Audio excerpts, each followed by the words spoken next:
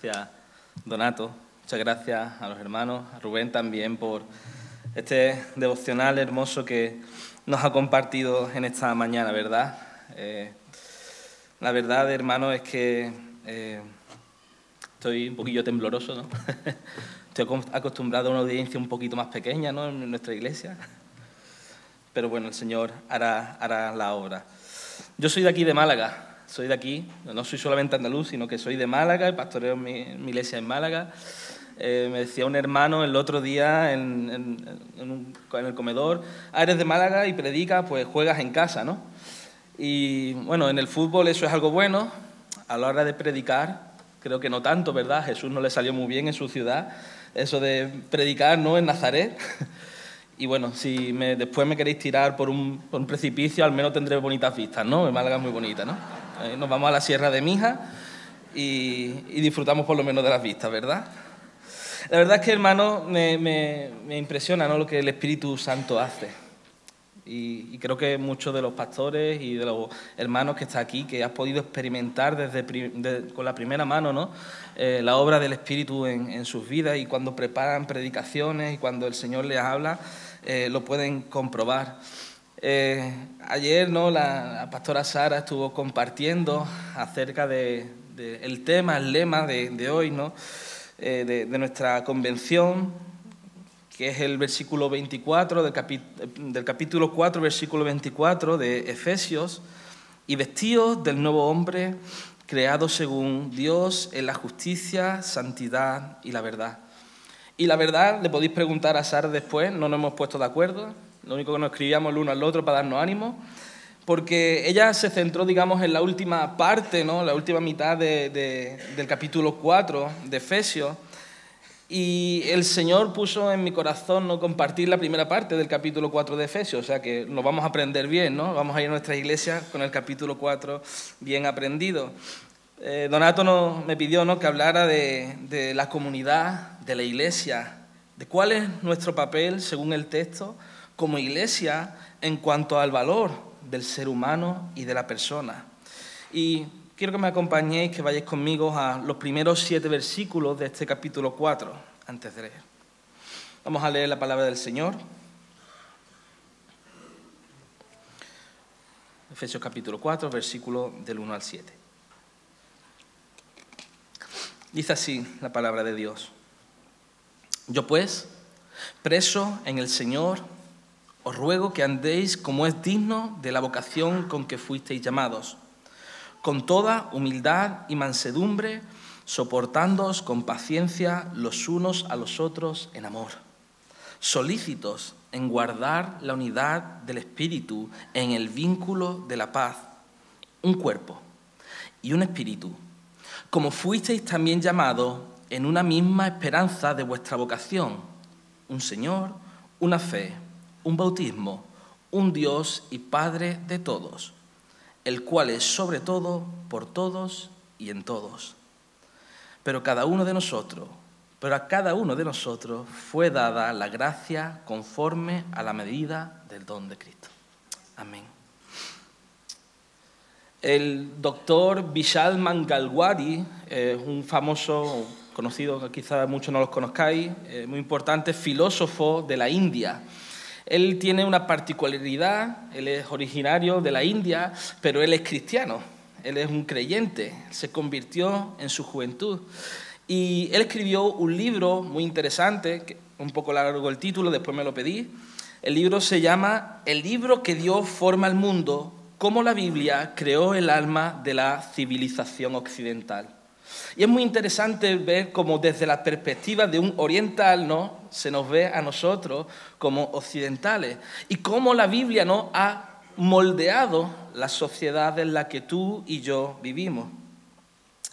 Y en este libro, hermano, cuenta una historia que le sucedió a él y a su esposa, que se llama Ruth, cuando se fueron desde la capital hacia una zona pobre para trabajar con los niños, con las personas en las zonas rurales de la India.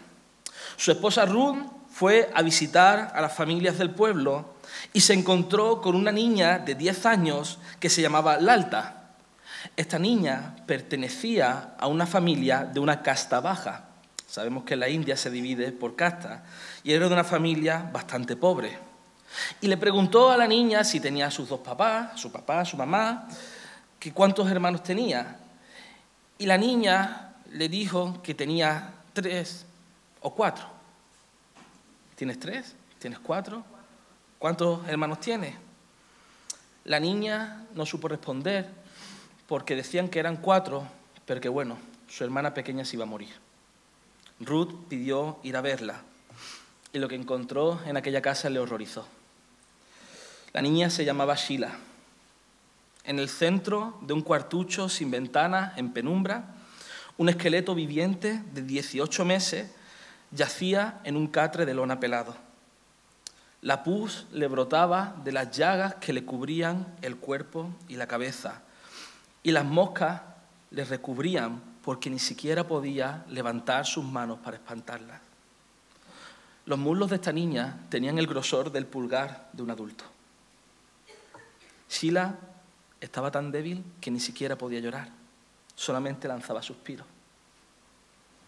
Cuando Ruth le preguntó a la madre de la niña qué tenía, ella se limitó a sonreír, encogerse de hombro y decirle: no come nada, vomita todo lo que le doy. Indignada, le preguntó a su madre por qué no la habían llevado al hospital y ella le respondió que es que no tenían dinero.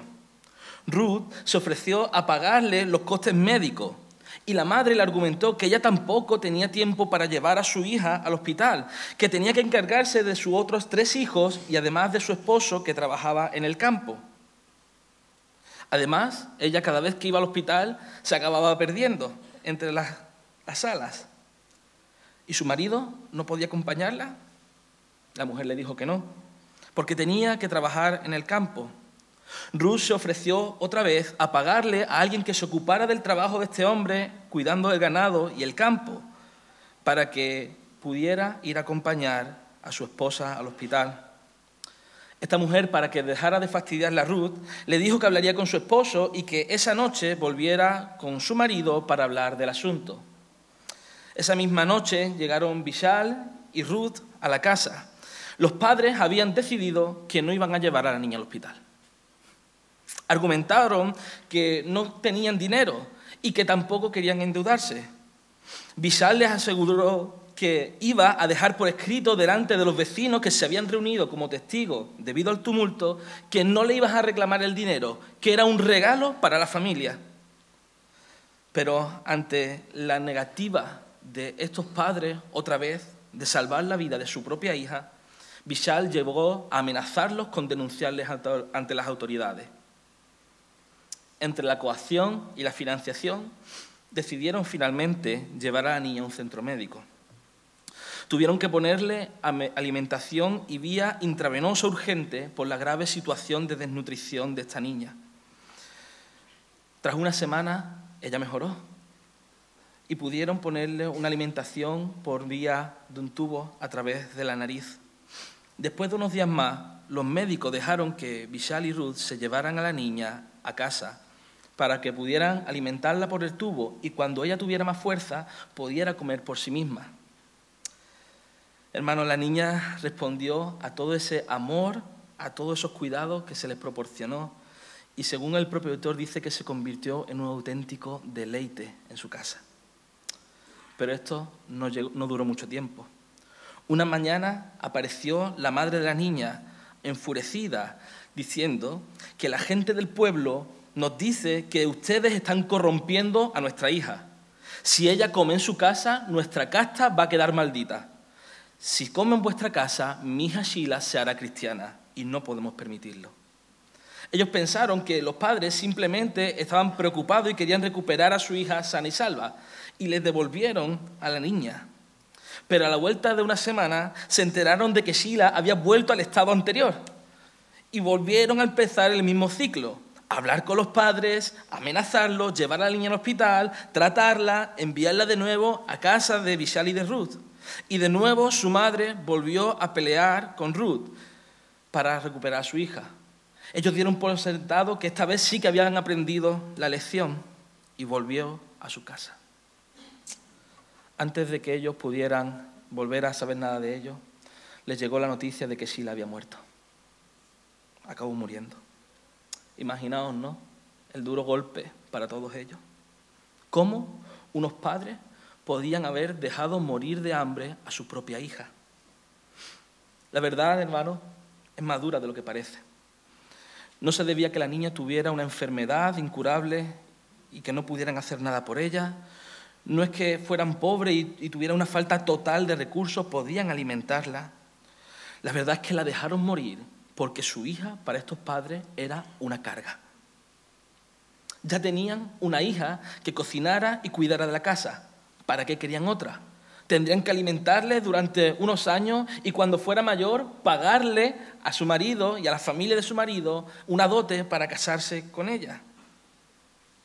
Desde el punto de vista hindú, estos padres que dejaron de morir a su hija no eran unos padres perversos, sino que esta niña estaba atrapada en la fatalidad, en el destino y en el karma. Hermano, Vishal, este autor, llega a una conclusión muy sencilla.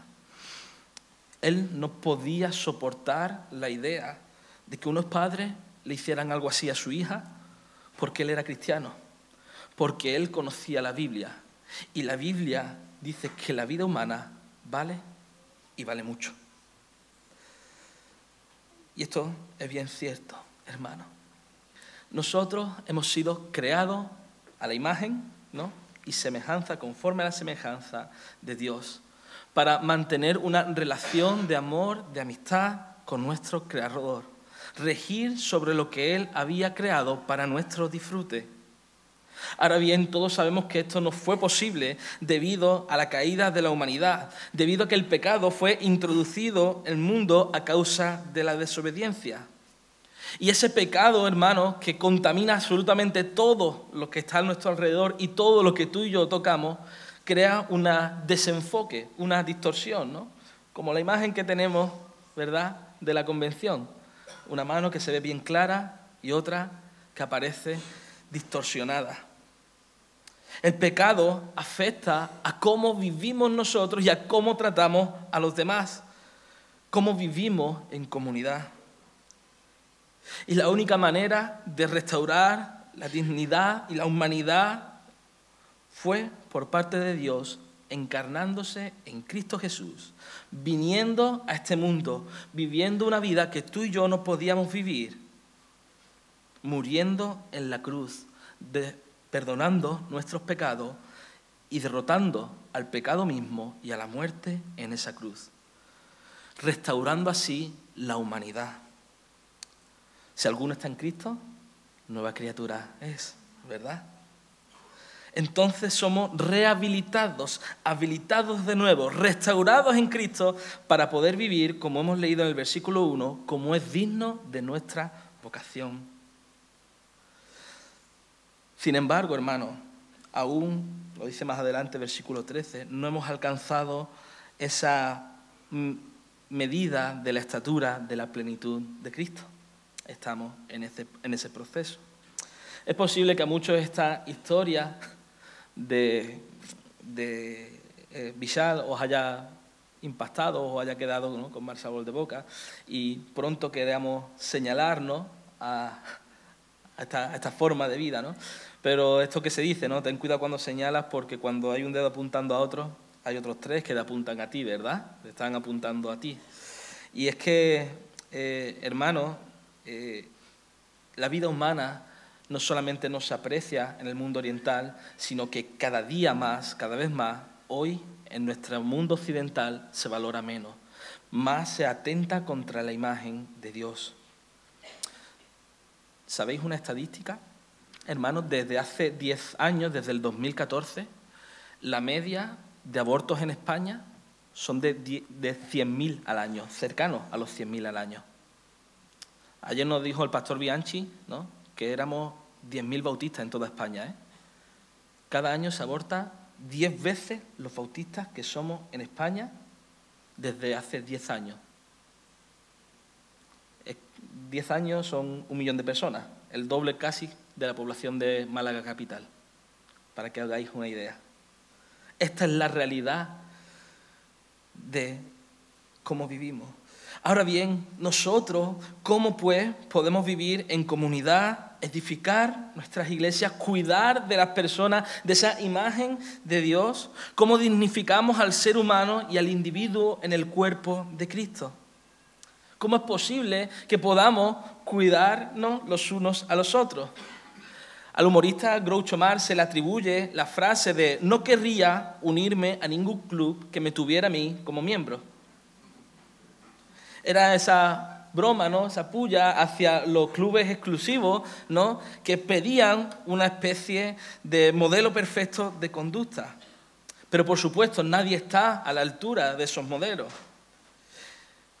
Y, hermanos, los creyentes no siempre viven conforme al Espíritu y las iglesias no son, sin duda, clubes para personas perfectas, ¿verdad? No sé si alguna de vosotros aquí tenéis su iglesia es perfecta. Si lo es, me avisáis para que no vaya nunca a veros porque lo voy a estropear, no por nada, que os voy a estropear vuestra iglesia y no quiero pasar por ahí, ¿verdad? La iglesia, hermanos, es para pecadores. La iglesia es para pecadores. Que después de todo, hermanos, es el único tipo de persona que existe.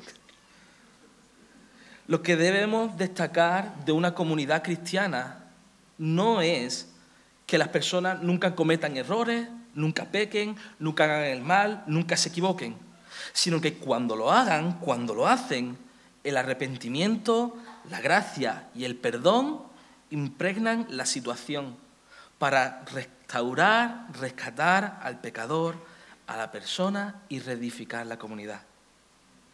Algo nos ha dicho Rubén acerca del perdón en esta mañana también, ¿verdad? Así, hermanos, lo importante de lo esencial para la comunidad, para cuidarnos los unos a los otros, son esas cualidades que consideran a los otros más importantes que nosotros mismos.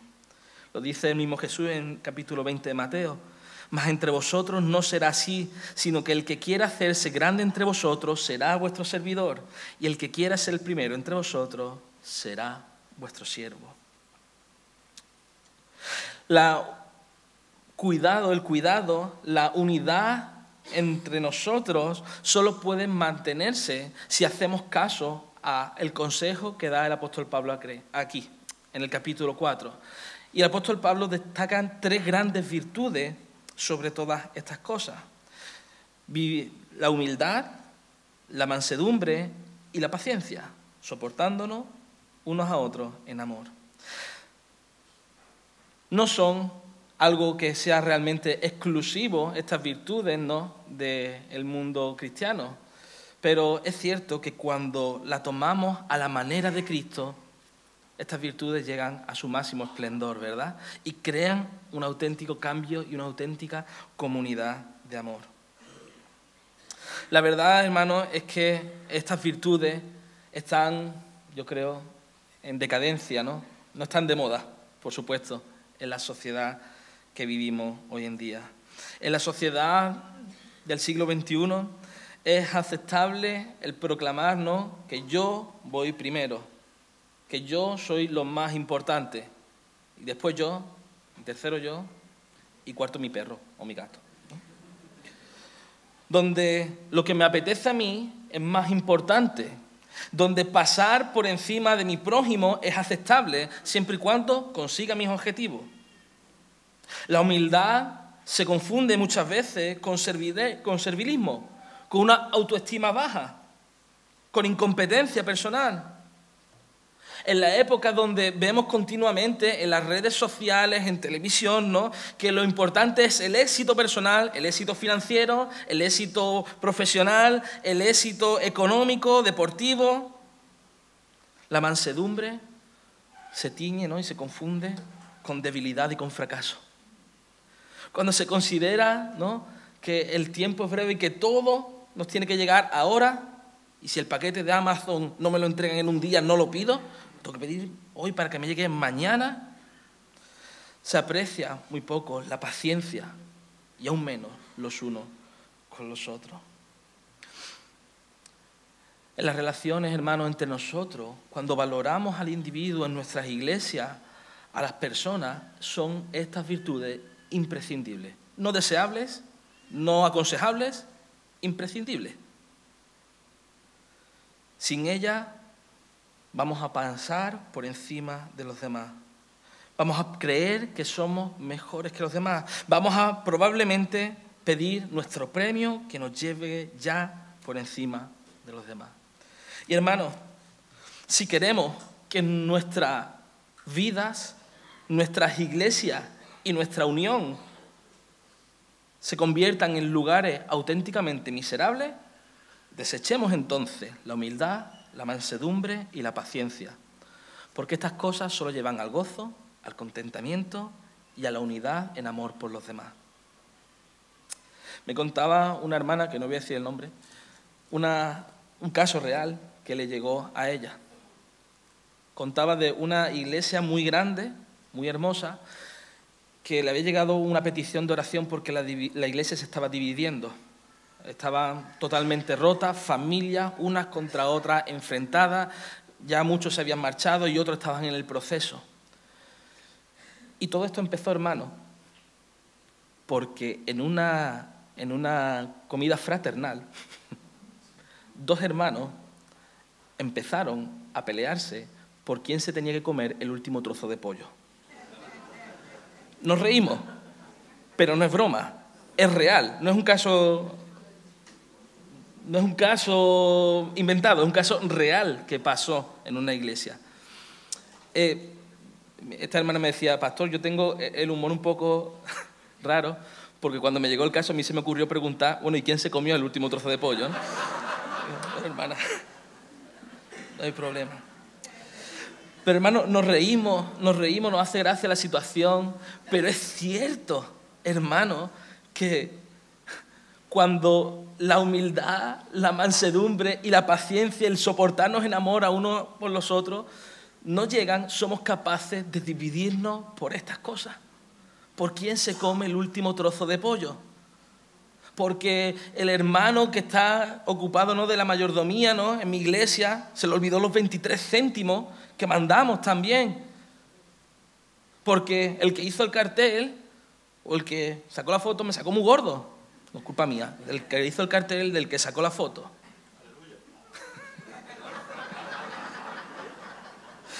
Hermanos, con estas virtudes puestas en las manos del Señor, somos capaces, ¿no?, de preservar algo que el apóstol Pablo, y me interesa mucho esta palabra, preservar la unidad en el Espíritu. Si tú y yo abundamos en misericordia, en paciencia, en humildad, podemos preservar la unidad del Espíritu. Y me parece muy interesante que el apóstol Pablo nos diga de crear la unidad del Espíritu, de poner la unidad del Espíritu, ¿no?, de fabricar la unidad del Espíritu, de preservarla. Porque la unidad del Espíritu no la creamos tú y yo. La unidad del Espíritu no es algo que tú y yo podamos crear artificialmente. Es algo que el Dios da a través precisamente del Espíritu Santo de Dios. Está claro que la unidad cristiana es necesaria, pero no podemos crearla. Lo que tenemos que hacer es preservarla en humildad, en paciencia y en amor. Hermanos, si estas cosas faltan, ¿qué estamos haciendo aquí? Le quitamos la U, ¿no?, de Unión Evangélica Bautista España, y nos quedamos con seremos la EBE, ¿no?, Evangélicos Bautistas Españoles, y chimpón, ¿no? Y nos vamos a casa. Hermanos, la unidad cristiana se basa en ese vínculo espiritual profundo que existe entre tú y yo y que lo crea Dios mismo. Lo dice el apóstol Pablo, ¿no?, que somos un cuerpo, un espíritu, una esperanza, una fe, un bautismo y un Dios y Padre de todos. La unidad cristiana no es una cuestión de me cae bien, de amistad o de comunión o de buena naturaleza o de hacer el bien juntos o de hacer proyectos juntos. La unidad se da por el cuidado que nos damos los unos a los otros y por el amor que Dios influye en nosotros. Nosotros podemos estar unidos y unánimes porque fuimos creados a imagen y semejanza de Dios. ¿Y cómo es ese Dios, hermano? es un Dios que es uno, pero que es tres personas. Son tres personas que habitan, que viven en amor, en comunión, en unión los unos con los otros. Yo puedo soportar y amar a mi hermano porque mi Dios vive, habita, está en comunión, unido por el amor, el Padre, el Hijo y el Espíritu Santo. La misma Trinidad nos enseña que tú y que yo debemos, no que podamos, es que debemos vivir unidos y cuidarnos los unos a los otros. Hermanos, el apóstol Pablo no es la primera vez que utiliza este texto, esta imagen, ¿no? El apóstol Pablo habla muchas veces del concepto de que somos un cuerpo, ¿verdad? Estamos unidos. Un cuerpo con una cabeza, que es Cristo. Un cuerpo que se cuida el uno al otro, y uno que es la cabeza, que es Cristo. Un cuerpo que, hablando la verdad del amor, crezcamos en todos los aspectos, ¿verdad? En aquel que es la cabeza, es decir, a Cristo, de quien todo el cuerpo, estando bien ajustado y unido por las coyunturas que proveen, conforme al funcionamiento adecuado de cada miembro, produce el crecimiento del cuerpo para su propia edificación en amor. Y hermanos, el apóstol Pablo nos dice que no es que debamos comportarnos como un cuerpo, no es que seamos como un cuerpo, es que somos, de hecho, un cuerpo. Es una realidad espiritual. Y quiero que penséis esto. Una de las peores tipos de enfermedades que hay, y sé que algunos que están aquí seguro que alguno tiene o conoce a alguien que tiene, son las enfermedades autoinmunes. ¿Sabes cuáles son, no? Las enfermedades que hacen que el cuerpo se ataque a sí mismo. Crean las inflamaciones, crean los problemas, a veces llegan a desembocar en cáncer, en tumores. Una de las enfermedades más duras de pasar. Si alguno pasa o conoce a alguien que ha pasado por ahí, lo sabrá. Hermanos, la enfermedad autoinmune es el cuerpo atacándose a sí mismo. No creemos enfermedades autoinmunes en el cuerpo de Cristo, en la iglesia de Dios. No estamos para destruirnos.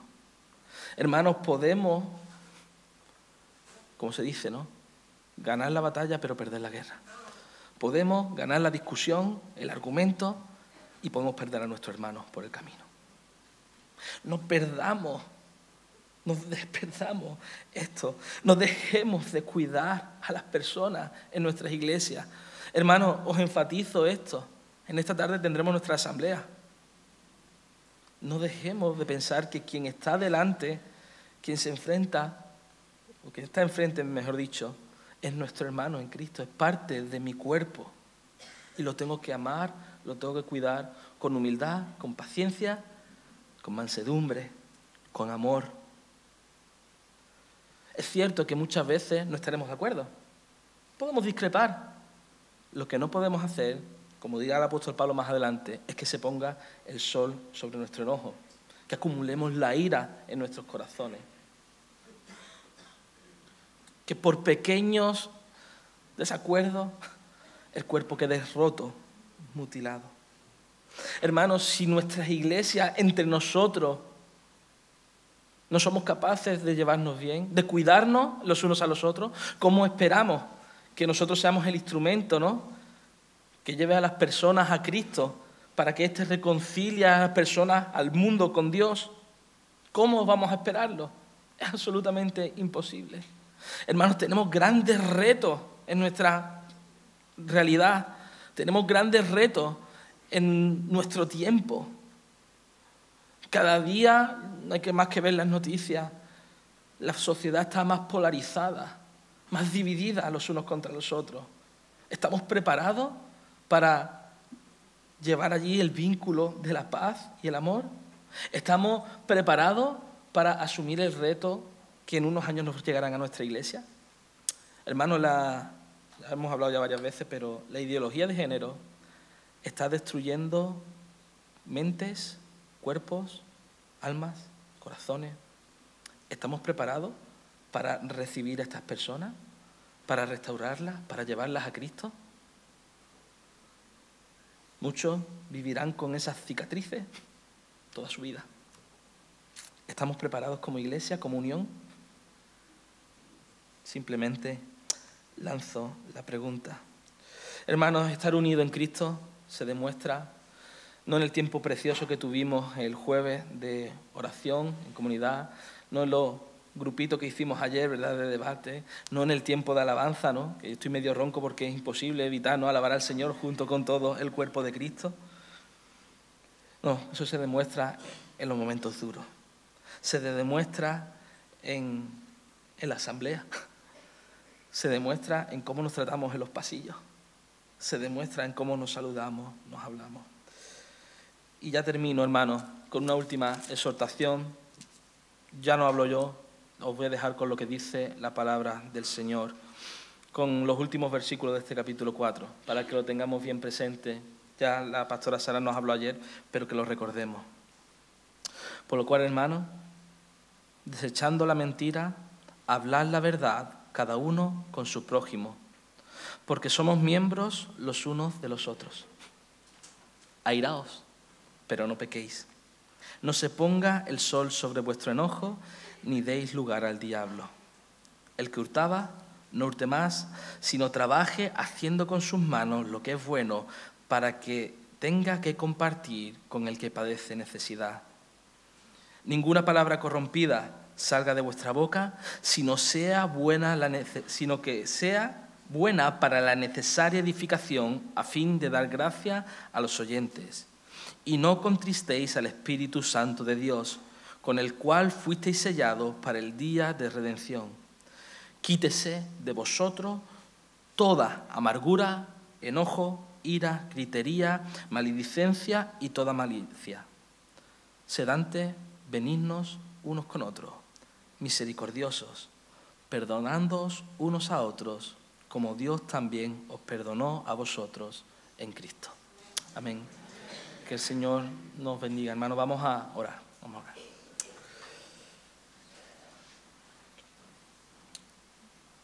Padre nuestro que estás en los cielos, Señor, bendecimos y santificamos tu nombre, Señor.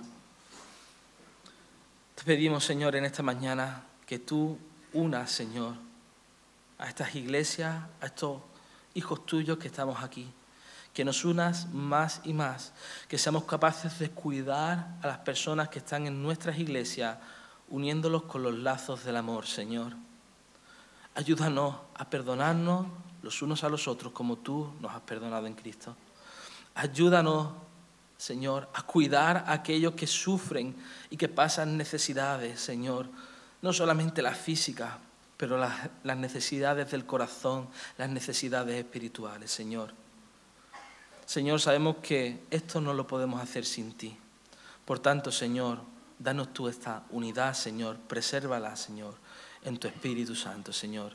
Y que esta unión bautista, Señor, sea un reflejo, un ejemplo de humildad y de amor para los otros cristianos, Señor, y sobre todo para este mundo donde vivimos, Padre. Oramos en el nombre de Jesús. Amén. Amén. Que el Señor os bendiga, hermanos.